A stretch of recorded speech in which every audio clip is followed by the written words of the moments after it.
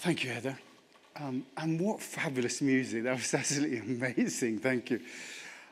We're on our third, as Heather said, a bit looking at the nature of reality. And, people might think, how come I'm coming to, a chapel or a church on a Sunday and we're talking about the nature of reality? As if, when you're talking about God and all that sort of business, it's not about reality, it's about something else. But we always have a phrase here at the chapel, when we talk about what our purpose is. And our purpose really is to try and live life more skillfully. How do we live life more skillfully? And for me, when you're looking at the nature of reality, if you're looking at religion or about our spirituality, everything has to be grounded in that reality. Religion has to be grounded in reality. Relationships, if they're not grounded in reality, they fall apart. Politics, it's a key subject. Alternative facts. How do you find the reality? And I think it's so relevant today to look at that. And in the first of the series, I always do a bit of a catch-up, so anyone who's not here. In the first of the series, we looked at how our understanding of reality is dependent on the perspective from which we're looking from. Perspective is key when we're looking at reality. In the Stone Age, would actually talk about God riding his chariot across the sky every day. And that was a reality to them. And someone from the Middle Ages would say, Jesus being in heaven. That's what kept that reality. And nowadays we look at it from a different perspective. We might think in terms of atoms or quarks, but we would equally be insistent that to look at it another way would probably be a scientific heresy. And then last week we looked at what were actually, what part of us decided on what's real and what's not real. And the bit of us, of course, that decides what's real and what's not real is our minds, that wonderful organ that has a complete monopoly of all our thoughts. Our minds determine what we think. They determine that what we think is real most of the time based on the available information. Reality, I think, though, is that which continues to exist after you've stopped believing in it. Reality is that which continues. It's not dependent on our belief.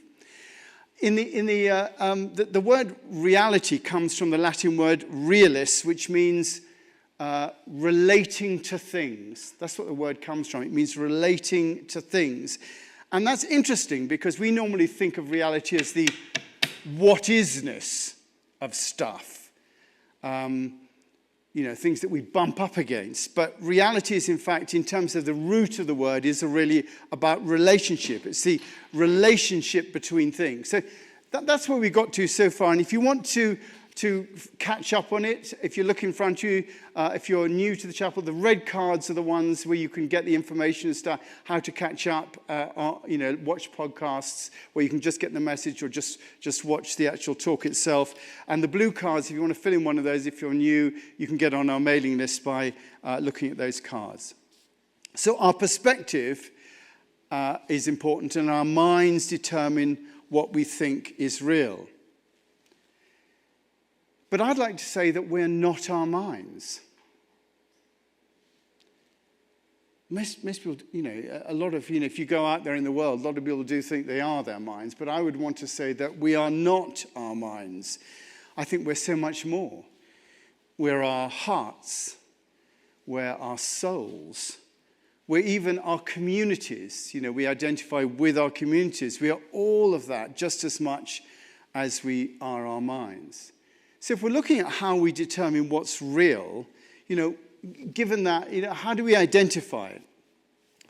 Well, for me, the access point, the go-to point of the nature of reality, when you're looking at reality, our access point for reality, for me, is our consciousness.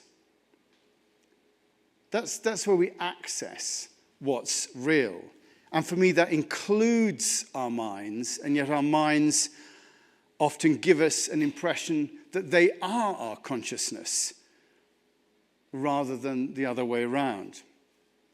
You know, a few weeks ago in another course I was doing here, I quoted Joseph Campbell, the American writer. We were talking about friendship with diminishment. We were looking at, what happens when you diminish.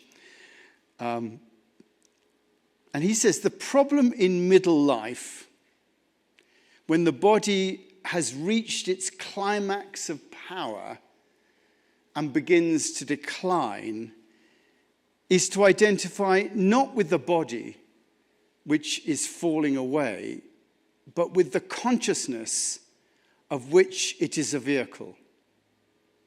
He says, this is something I learned from myths. What am I? Am I the bulb that carries the light? Am I the bulb that carries the light? Or am I the light of which the bulb is the vehicle? Am I the bulb that carries the light, or am I the bulb of which the light of which the bulb is the vehicle? Am I the mind? And this is really where we get to. Am I the mind that accesses consciousness, or am I consciousness being accessed by the mind? So it's a question of, does the mind produce consciousness? Or does the mind pick up consciousness? Does the mind receive consciousness? That is a key question, I think. But before we get on to it, we have to look at what consciousness actually is. And dictionary definitions are always very good in these things. And I went and looked at a few dictionaries. The first dictionary definition I came across for consciousness was the experience of being, which I think is pretty good. That's quite good. And the second one, the Oxford English Dictionary, says that consciousness comes from two words, the Latin words konskios, which means skios, to know, and kon, together.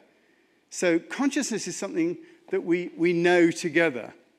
But actually, the best definition I came across was from the International Dictionary of Psychology, which sounded good.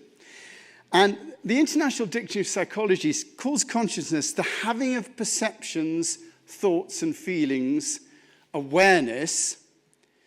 And then they go, this is in the dictionary, they go on to say, the term is impossible to define except in terms that are unintelligible without a grasp of what consciousness means. So you can't really know what consciousness is unless you know what consciousness is. And then it goes on to say, and this is in a dictionary, consciousness is a fascinating but elusive phenomenon. It is impossible to specify what it is, what it does, or why it evolved. Nothing worth reading has been written about it. And that's in a dictionary. Nothing worth reading a dictionary. And do you know why I like that? Because it puts us in the driving seat. It's really saying, you've got to come up with your idea of really what consciousness is. And I always think, that's what we try and do at the chapel. Although we're this is all about spiritual stuff and religion and church, things like that. I don't like to think that we go, hey guys, this is the way it is. And, get into this program. What I like to do is for us to put up stuff and for you to actually think, well, does that make sense? Does that not make sense? Our role, Heather and I, and the people up here, is to put you in the driving seat, for you to decide what is actually going on. You are the authority. And that's what this dictionary is saying, that really we are the authority in deciding what is conscious. It's down to you in the driving seat to decide what is relevant to you and your life and make those decisions accordingly. Everyone else here is to support us, all of us, in doing that. We want to support each other. So how do we work out what consciousness actually is? Well, let's start by imagining that we are without consciousness. There is no consciousness there. And I think we can then add to that. So maybe the first thing that we want to add to deciding what consciousness is obviously sight. And, it's useful sometimes, I know this is obvious, but it's useful to really put these things out there. And the first thing that really can categorize our consciousness is our sight, and I've got ears up there as well, I notice, but is our sight. The sight is the color, the light, the dark, the shapes, the 3D. That's what sight is. All of it, if we look around, our sight includes perspective, it includes all the different colors, it includes the light coming through, that much motion. And then we've got the ear, the telephone, the ringing, the music, the vibration, all of that. That's the second thing. You're hearing my voice right now. We're conscious of sight. We're conscious of sound. And then the third thing is, I hope it's come up. Yes, smell. The olfactory sense. And, the olfactory sense actually, funnily enough, it's the oldest sense, actually. No one can prove this, but there is an old wives' tale which says that the sperm gets to the egg through smell. I think it's so interesting, don't you think? The sperm gets to the egg by smell. That's how it happens. And fun enough, smell is linked to memory as well. I mean, I don't know if you've ever rifled through your mother's wardrobe or things like that. You suddenly get this smell of that fur coat. Or whenever I go down to the schoolroom down here, the classroom, the smell of rubber and pencils immediately throws me back into it. So there's a link there in terms of smell and all that sort of business. And animals have a very strong thing. Of course, the next thing we have there is a sense of taste, sweet, sour, bitter, all the different dimensions. I have to check now. All the different dimensions of taste, that's the next thing. So we're looking at all the things that make that up.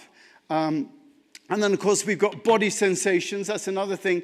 Hot, cold on the skin, pain, all the feelings that we have, emotions, hunger, need to pee, itch, sexuality, the funny bird, all that sort of business. That's all, involved in our feelings. And then, of course, we have the mental imagery.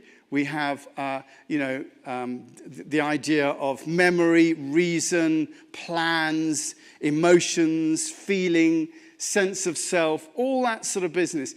And really, all that stuff is what makes up our consciousness. And it's really worth saying that because we take it for granted all the time. We take for granted all the senses of our consciousness all the time. There's a wonderful story of a group of students who were asked by their teacher, were asked to list the 7 wonders of the world. And then there was some disagreement. They came up with the following. They had the Egypt's Great Pyramids, Taj Mahal, the Grand Canyon, Panama Canal, the Empire State Building, St. Peter's Basilica, China's Great Wall.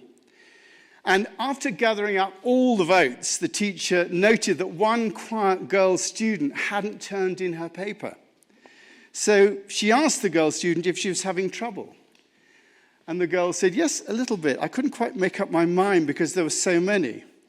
So the teacher said, well, tell us what you have and maybe we can help. And she said, well, I think the 7 wonders of the world are to touch, to taste, to see, to hear, to feel, to laugh, and to love. And really, we do take all that for granted. We forget the incredible gift. When you're going towards dying, you don't forget it, but you forget the incredible gift that consciousness is. And for me, real wealth lies in the ability to appreciate experience. Real wealth lies in our ability to appreciate experience. So we become so much more alive when we're aware of the miracle of actually being here. Suddenly everything, if we have the miracle of being here, everything becomes more real. We're less in our heads. It's not so much about our minds anymore. It's about being conscious of everything there is. We become our consciousness rather than becoming our minds. We begin to realize that we're not just our minds, but we are part of something much greater. And that part is manifested in our consciousness. So how do we begin to more identify with consciousness rather than our minds? And I think that if we're looking at reality, that's what we need to work out how we identify with it. And the Dalai Lama was very good on that. And he wrote something in a book called The Good Life. He wrote something, he spoke something in a dialogue he had. It was actually in England. And what he wrote was, he said, the nature of consciousness or awareness is such that it's not at all material. So the first thing he says, consciousness is not at all material. It has no material form or shape or color whatsoever. As such, it's not quantifiable in scientific terms, and that doesn't lend itself to current scientific investigations. Instead of having a material nature, he says, consciousness is by nature mere experience or mere awareness. When I say I know or I am aware, there seems to be an agent, I, who engages in the activity of knowing or being aware. But what we mean by consciousness, he says, is that capacity in dependence upon which one knows or is aware. In other words, it is the activity or process of knowing itself. He says that consciousness is the process of knowing itself, and as such is mere awareness. This is because, generally speaking, we associate it with an external object or a pleasant or an unpleasant sensation. That is, whether we're thinking conceptually or simply having sensory experiences, awareness itself arises in the form of appearance of an object, and as a result, we don't recognize it as mere awareness. So I might say, there is a white t-shirt, and I identify my consciousness with the white t-shirt. I am looking at the white t-shirt. So the consciousness is about the white t-shirt and about myself looking at it. What the Dalai Lama is saying is that consciousness is that which enables me to see that as a white t-shirt. It is the knowingness that is there. It is what gives you the knowingness. That's because we're thinking conceptually rather than having sensory experiences.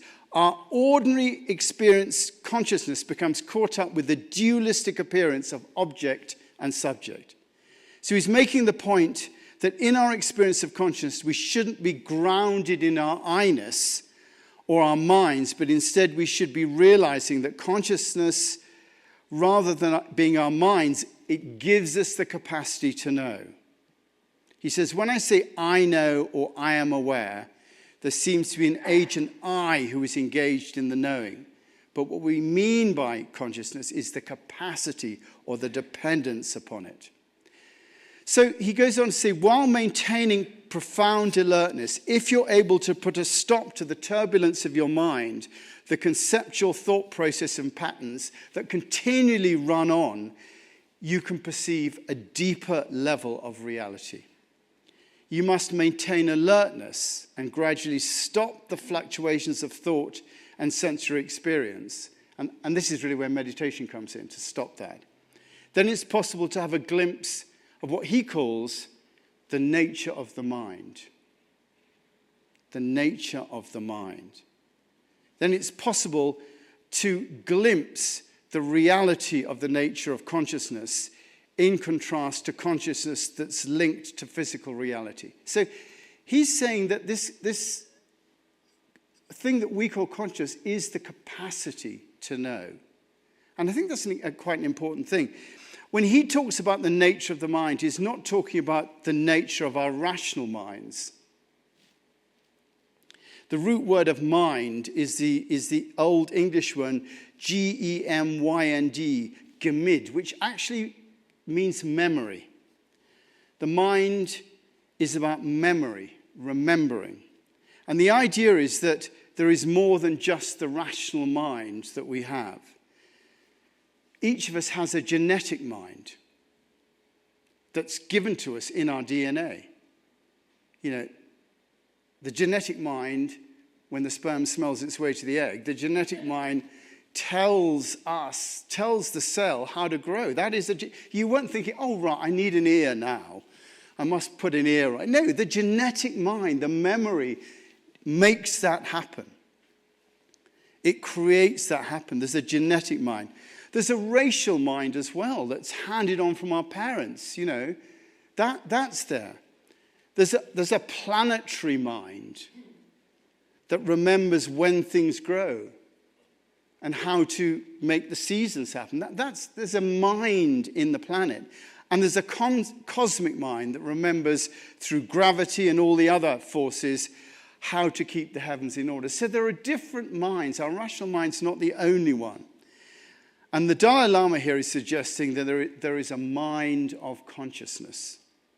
Not just a human rational mind, but something that has been there for eons, that enables consciousness to remember, to call to mind in order to order things. And this is where it all comes back to that question I posed at the beginning. What am I? Am I the bulb that carries the light? Or I am the light of which the bulb is a vehicle? Is consciousness created by the mind, or is the mind tapping into a greater consciousness? Am I the brain that creates everything, or is it the brain that is in fact created by and part of a greater consciousness? This is really the eternal debate. And if you really want to see this, there's a conversation between Rowan Williams, who's the old Archbishop of Canterbury. He's not that old, but, compared to us. Richard Dawkins was talking to him, and Richard Dawkins is all about materialism. And they look at the whole nature of religion. It's a 40-minute thing. And I'll put it in the notes that go out in the email, how to access it on YouTube.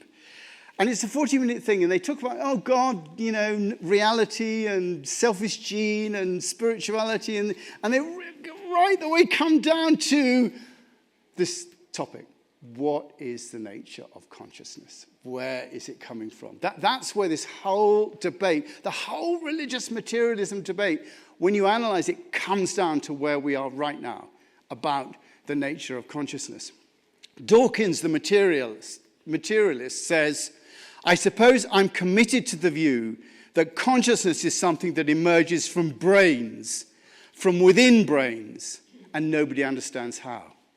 Materialist view. Rowan Williams said that consciousness is something emerging to resolve problems.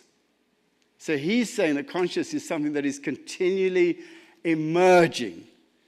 And here at the chapel, we obviously come down, that greater mind is part of the emergence of that consciousness. And we would definitely here come down on the Rowan Williams side of the emergence of it. That as we become more self-aware as a species, humans have become more aware of the consciousness that's within them. As we become more aware as a species, we become more aware of the consciousness within us. What differentiates humans from all other species is this self-reflective nature. And it is that self-reflection, that we are here now at a point in looking at the true nature of reality. We are aware of the self-reflection on the nature of who we are. And we're asking whether or not we are a product of that consciousness or whether or not our brains produce that consciousness. And this seems to me absolutely crucial in looking at the nature of reality. Is it something that's coming from our brains, or are we tapping into something? Are we objectively witnessing in that there is an I who is witnessing all that's going on? Or are we subjectively witnessing in that we are realizing, as the Dalai Lama says, a capacity to know that we are part of something that we can link into?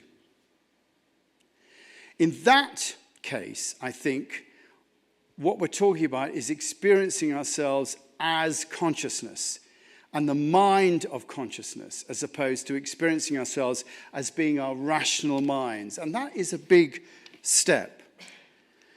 We're saying that we're not just our little rational minds that can think back 60 or so years, or our species minds that can think back 10,000 or so years, or our planetary mind that can think back 4.5 billion years. But we are suggesting here that we are the mind of consciousness, that we are part of the mind of consciousness that goes back 13.7 billion years to the Big Bang and before. That is what we're talking about in terms of the mind of consciousness. Checking I'm on the right slide. And we're going to look at this more next week as to how we are within that consciousness and what it means for us looking at the nature of reality. Thank you.